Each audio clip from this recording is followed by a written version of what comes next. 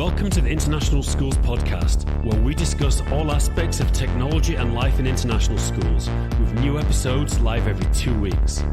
This podcast is sponsored by Apps Events. We're a Google for Education partner and active since the launch of Google Apps for Education in 2006. We're a team of former educators and all experts in helping schools integrate Google into their schools and their classrooms.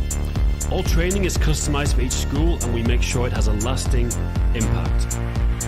Literally thousands of educators worldwide have earned their Google Educator certification with us with our certification boot camps, and these take place every month and get your staff certified quickly. We also host Google Summits, which are fun 2-day conference-style events with concurrent sessions and keynotes delivered by experienced Google trainers, teaching on a broad range of topics using G Suite both in the classroom and in the school. Check it out over at appsevents.com, and we can bring any of these events to your school, which is an amazing way to build a Google community amongst your staff to support each other, plus to increase the profile of yourself and your school. The podcast is also brought to you by ISTE for Education. People ask us what Chromebooks we recommend for schools, and after trying them all quite literally, we always recommend ISTE. We've been to ISTE headquarters in Taiwan to be part of product discussions, and they're genuinely the best thought out, most cost effective, and most importantly durable devices out there. They're always innovating, including the first tablet running Chrome and the first convertible touchscreen Chromebook. The latest version of this is a Spin 11, which has a stylus and 2 cameras, and we highly recommend it for schools. They of course have a full range of Windows laptops, and for esports fans, their Predator range is second to none. If you'd like more information, please just leave your email over at gg.gg/ISTE Education. That's gg.gg/ISTE Education, and we'll get right back to you. And now, on to the interview. Sorry, I had you muted. Lots of people make that decision all the time. Yeah. So it like listening to Clay talk about the scale of New York City public schools, you know, the school that I work in has 1,400 students, and we're one of 8 buildings in the district. So I just want to talk about just the benefits of the teaching and learning portion of Giuseppe. So if you want to go ahead and drop my screen, my slides in there. There we go. Thanks, Ben. So we're going to talk about 2 things. We're going to talk about Originality Reports, and we're going to talk about Google Meet and live streaming and things like that from a teacher's perspective. So Originality Reports is still relatively new to G Suite or Workplace, or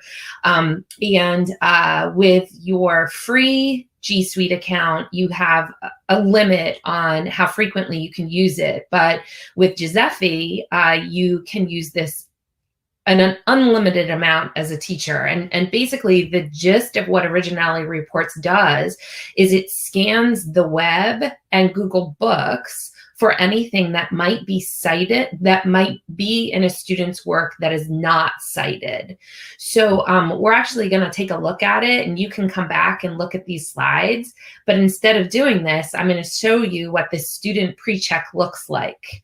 So let's go ahead and do a student account. Now, this student has been working on this research paper here, and they've already run 1 check. This student is allowed 3 checks to run 3 Originality Reports on their assignment before they turn it in. So I'm going to go ahead and click Run here, and we'll go ahead and click Running.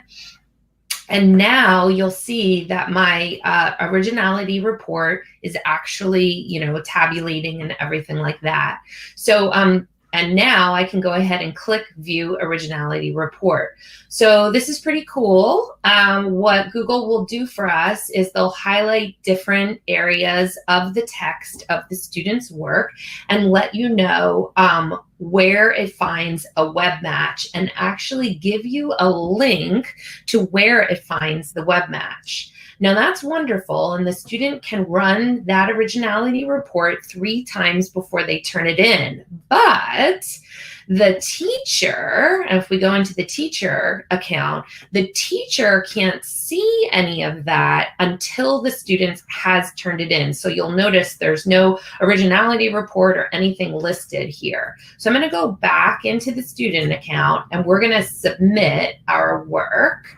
So we're going to go here and we're going to click turn it in. So we've now turned in our work. And I'm going to go back to the teacher. And now if I look in student 13, over on the right, well, first of all, I get a pop-up that tells me to open the report or see flagged or cited passages. I'm going to click got it. And I can see it right here as the teacher. And it shows me that same information that the student had. And it's quite good. Now, the student cannot run another originality report until the teacher has returned this. So you can go back and forth. The student has a total of 3, and the teacher has unlimited times that they can do this.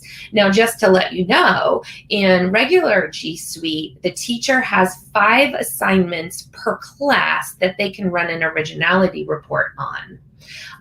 But in Giuseppe, it's unlimited. So as we see here, the student goes ahead and runs their report and views their report. And then the teacher can go ahead in and do that post check after the student has submitted it. Okay, now let's talk about Google Meet. Can I ask a couple of questions, Lisa? Oh, of course, Ben. So this is more student focused, isn't it, than maybe some similar tools that schools might be using? Yeah, so absolutely. There's other tools that schools have been using. The Originality Reports is really specific. It doesn't share any student data. So you can't share citations or plagiarism from student to student. There's no comparison there at all. The teacher can also not share from one student in their class to another student in the class. The Originality Report is only scanning the web and Google Books, not Google Scholar.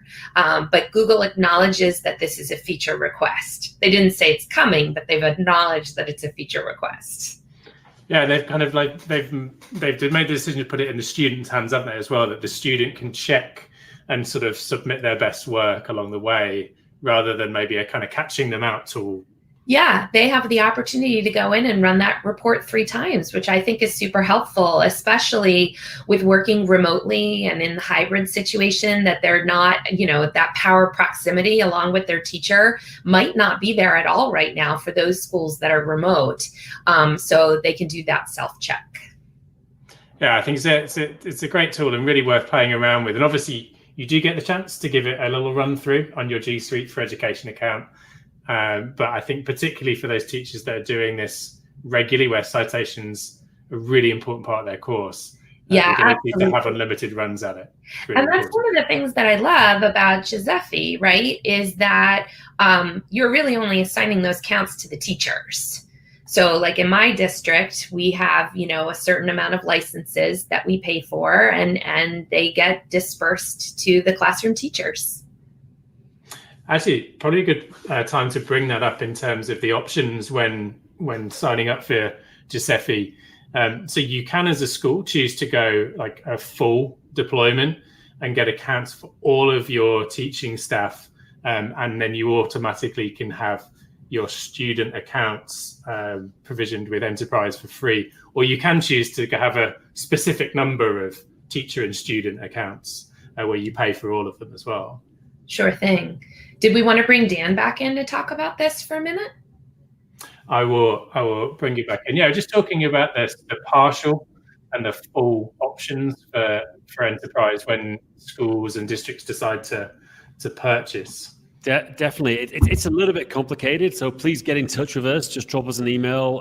If you're on the YouTube channel, you can just message us there or appsevents.com. But yeah, like Ben mentioned, and you can get a partial license or a partial domain license or a full domain license. And with the partial one, it's either a minimum of 15% of the staff or 50, whichever is higher, I believe.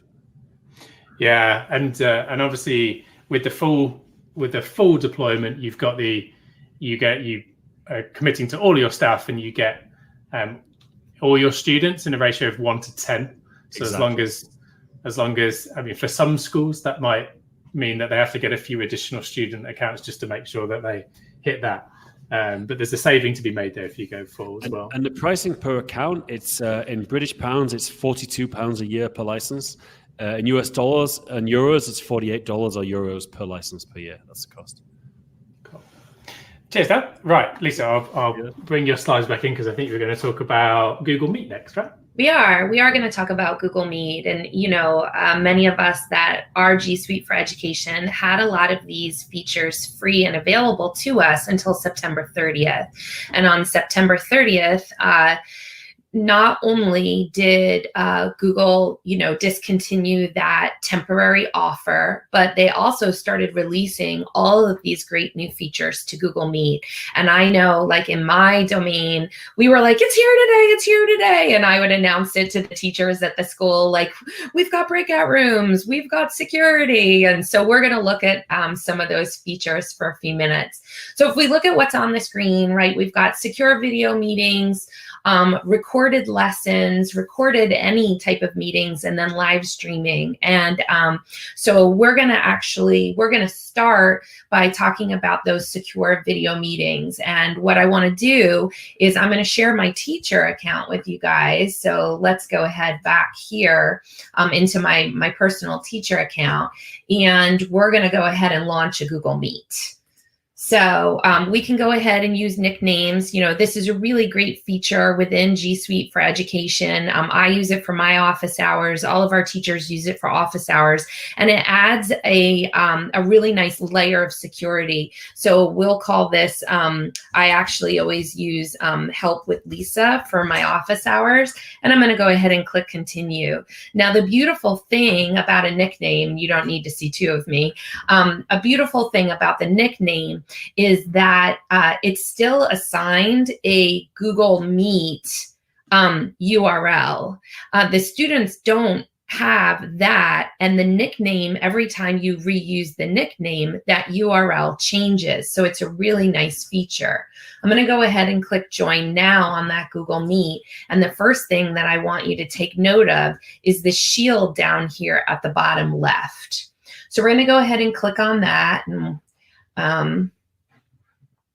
and we'll bring that up.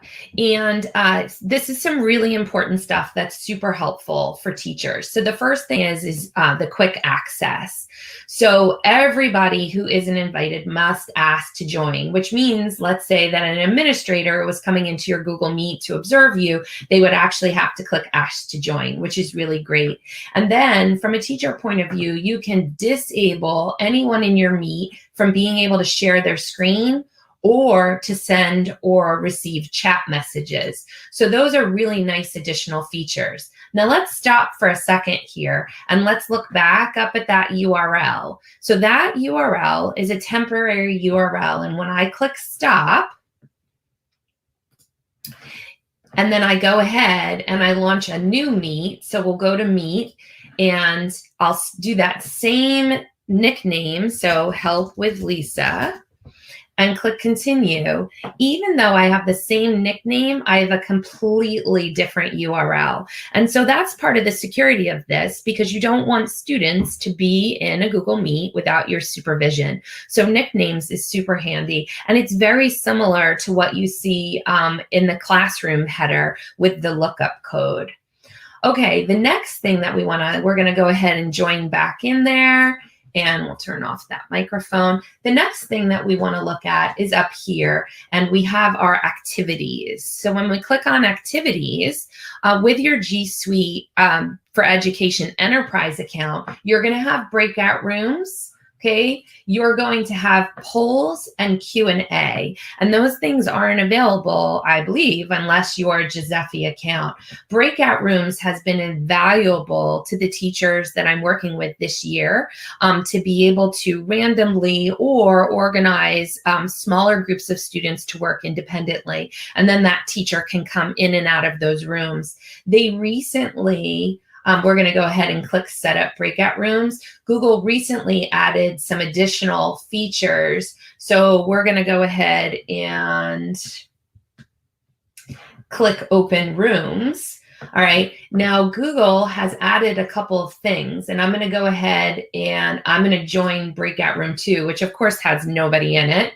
But the teacher can go ahead, they can set a timer, they can close all of the rooms and bring everybody back into the main meet. And you'll notice that once you do that, your students will get a message that says that the rooms are ending in 30 seconds. It gives them the opportunity to wrap up their conversation with their peers before they go ahead and leave and go back to the main room. And then we have some other features here. So we'll go ahead and close this. And we're going to go ahead and into the 3 dots at the bottom right-hand corner. Before we do that, notice that we now have the raise hand feature for people in your Google Meet to be able to raise their hand. All right, so let's click on the 3 dots. And there's a couple of things here. Number 1, you can record a meeting. Now, this is wonderful. We do this for faculty meetings. We do this for lessons that we're teaching. The teachers, if there's a student they know that's going to be absent, they can go ahead and record it. So you go ahead and record that meeting, and then you are prompted to ask everybody to give their consent to be able to record. So I'm going to go ahead and accept that. And this is pretty great. In the left-hand corner, you'll see that it's recording, and it will show up, the recording, once you're done, will show up in your Google Drive after the call has completed. Now, you know what else shows up in your, I'm going to click Stop Recording, okay? What else shows up, and we're going to go ahead and switch back to our slides here. What else shows up in your Google Drive is an attendance report. And this attendance report is absolutely great. The attendance report will give you the time that the student logged in and the time that they last logged out, and then the duration of the call. And why the duration? Well, we do this year have some students that decide to log in at the beginning of class and then log out and come back in 40 minutes later. And the great thing about this is that it'll say that they logged in at the very beginning of first period and that they logged out at the end of first period, but it'll also show the duration of time was 3 minutes. So, you know, Clay talked earlier about all this great data that we have. Well, even the teachers have some great data. And another one of those tools that's not necessarily Giuseppe, but is a tool, is the Meet Quality Report. And a lot of our teachers rely on our supervisor of technology for this information, because what was happening is the teachers didn't really have a great handle on who was the owner of the meet. And with the Meet Quality tool, you're able to go in, see who is the owner of the meet, see exactly who is in the meet, which was great before attendance reports. You can see who's in multiple meets, who started a meet in case you're having a security issue with student accounts. And it's really great to have access to. So we talked about the nickname. We talked about recording those lessons. And of course, recording faculty meetings and how to record. We also want to talk about, you know, the concept that we can do live streaming here. So we can do a live stream of the meet. Now with your enterprise account, you can have up to 250 people viewing a meet, which is pretty amazing in the meet. But if you're live streaming it, you can have up to 100,000 people within your domain. Now, in my school district, that's kind of irrelevant. But in New York public schools, like Clay was talking about, Ben, I think he said 1.2 million students or something like that. Yeah, about that. Yeah, so you'd have to have, 10 groups of that going on, but that's still pretty impressive if you ask me. We use the live stream feature for back to school night for the parents so that we didn't have to worry about if there were more than 250 coming to watch the principal's message. And then, of course, with the live stream, if the participant misses it, they can go ahead and watch the archive. So it's really simple to live stream. You do this from your calendar, and you just go into Google Calendar and add that live stream feed right there. Only guests within your domain can go ahead and view that live stream, which is actually a really great security feature. So Ben, any questions about Google Meet?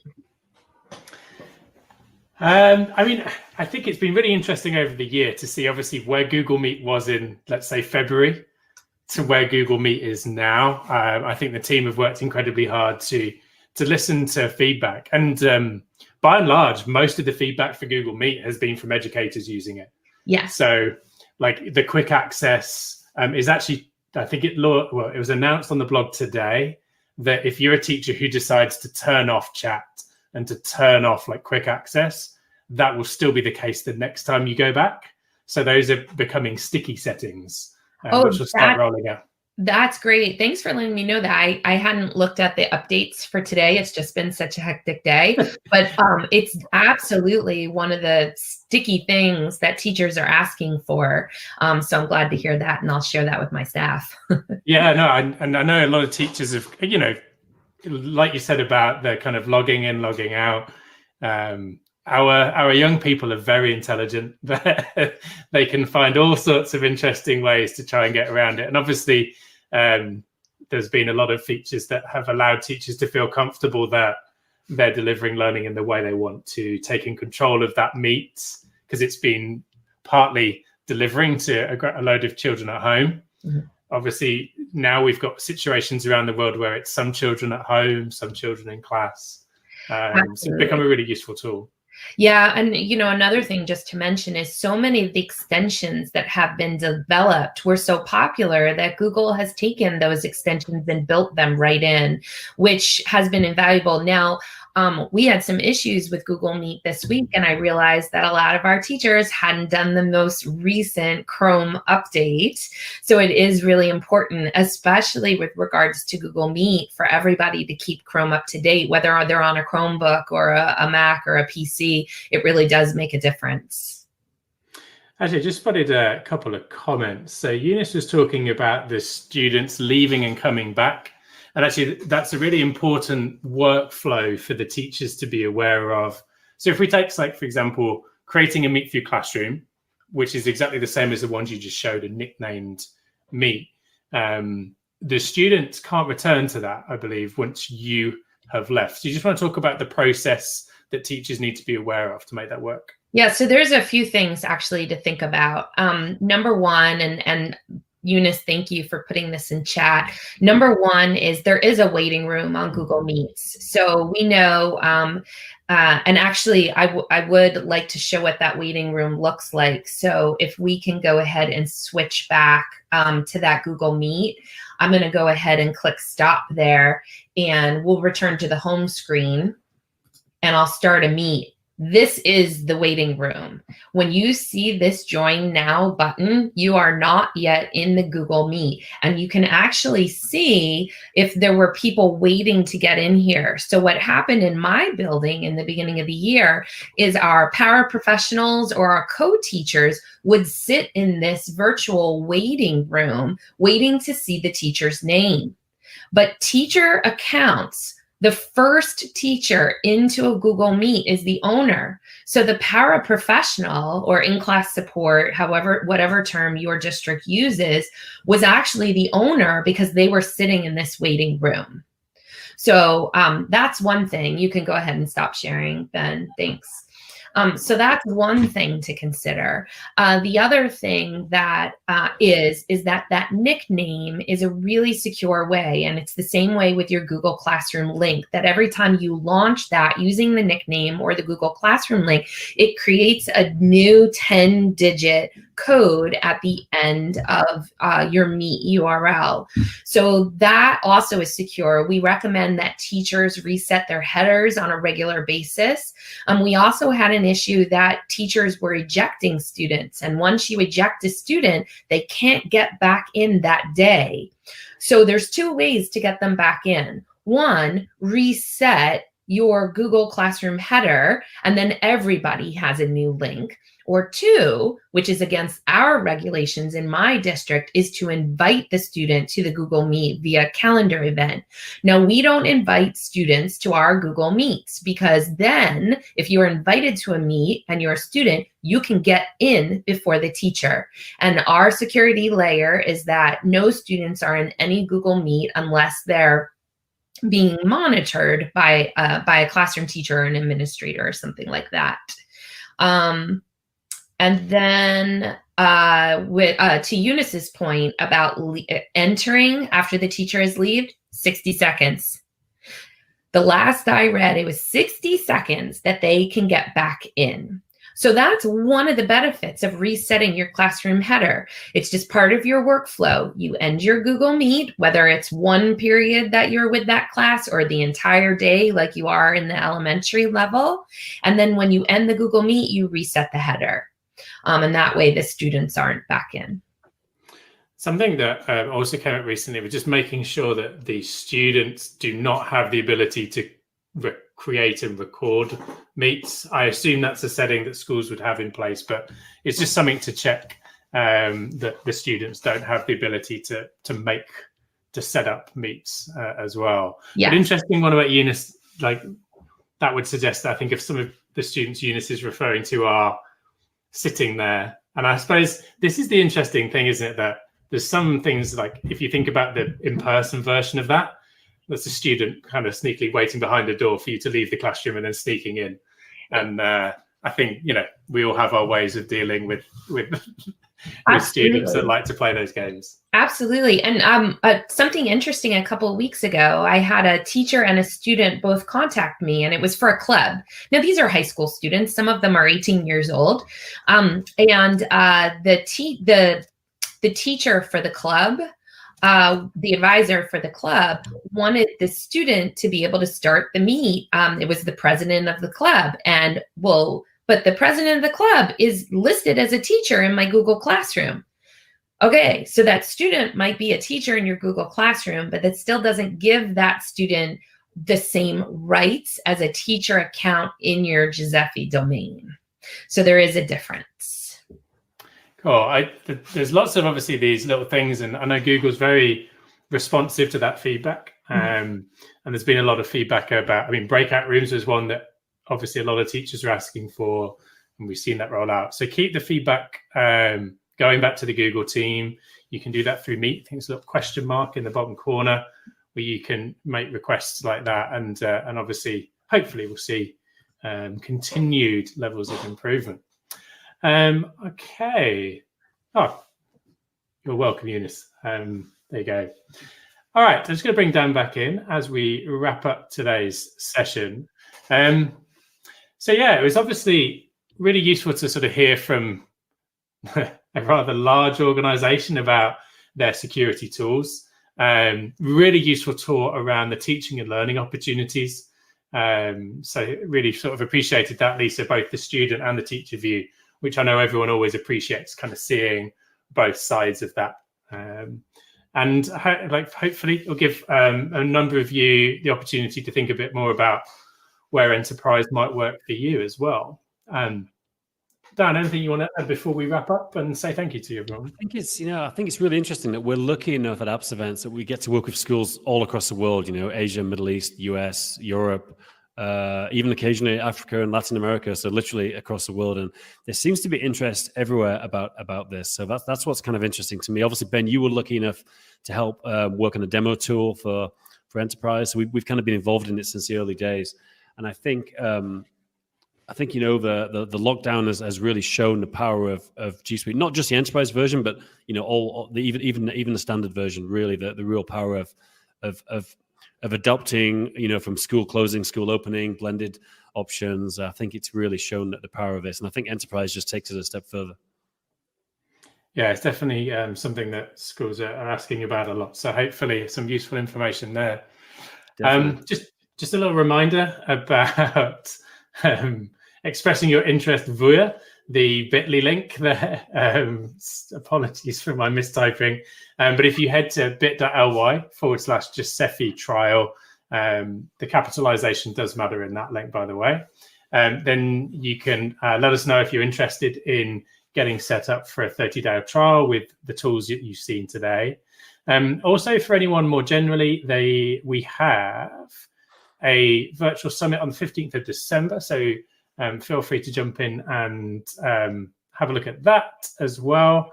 But other than that, just a massive thank you to Clay, who joined us earlier, and Dan and Lisa. Thank you for your time. Clay, that was really enjoyed your session, Lisa. So thanks a lot. Always a pleasure to work with you, everyone. Right, signing off. Thank you, everyone.